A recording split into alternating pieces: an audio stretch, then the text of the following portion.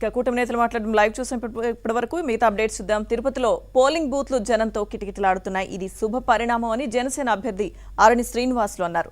గతంలో తిరుపతిలో జరిగిన ప్రతి ఎన్నికల్లోనూ వైసీపీ అక్రమాలకు పాల్పడిందని ఆయన ఆరోపించారు. ఈసారి వారి అక్రమాలకు తావు లేకుండా పోవడంతో ప్రజాస్వామ్య పరిరక్షణకు వీలైందన్నారు. తిరుపతిలో జరుగుతున్న ఓట్ల జాతరపై ఆరణి శ్రీనివాసులతో మా ప్రతినిధి దినేష్ ఫేస్ టు ఫేస్.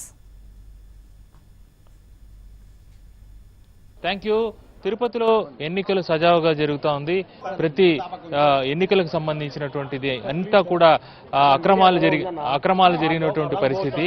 అయితే ఈరోజు ఎన్నికలు సజావుగా జరిగేటువంటి పరిస్థితి, పటిష్టమైనటువంటి భద్రత కూడా ఉంది. అయితే అయినప్పటికీ కూడా కొన్ని అక్రమాలు జరుగుతోంది. వాటిపైన మాట్లాడడానికి తిరుపతి జనసేన అభ్యర్థి శ్రీనివాసులు గారు ఉన్నారు. సార్ చెప్పండి, ఎలా ఉంది పరిస్థితి? ఓం నమో వెంకటేశాయ.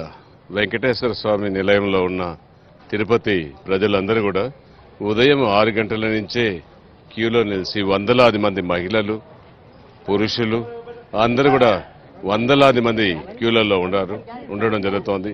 ప్రతి ఒక్కరూ ఒక పండుగ వాతావరణంతో ఈరోజు తిరుపతి పట్టణంలో ఒక ఉత్సవం లాగా ఈ ఒక శరణు విడిపించుకోవాలని ప్రజలందరూ కూడా వచ్చి స్వేచ్ఛతో వచ్చి ఓట్లు వేయడం జరుగుతోంది. దీంట్లో మన జగన్మాత హై స్కూల్లో 5 బూతులలో ఎన్నికలు కూడా ప్రశాంతంగా జరుగుతున్నాయి. అటువంటి సమయంలో దొంగ ఓట్లు కూడా ఒక 5 మందిని కూడా ఈరోజు పట్టుకోవడం, అదేవిధంగా వాలంటీర్లే వాళ్ళు సహకరించి వాళ్ళు 2 వీలర్లో తీసుకొచ్చి పోలింగ్ స్టేషన్ కాడ వెళ్తే వాలంటీర్లు ఇద్దరిని 5 మంది దొంగ ఓటర్లు లైన్లో ఉంటే తీసుకోవడం జరిగింది. పోలీసులకు అప్పగించడం జరిగింది.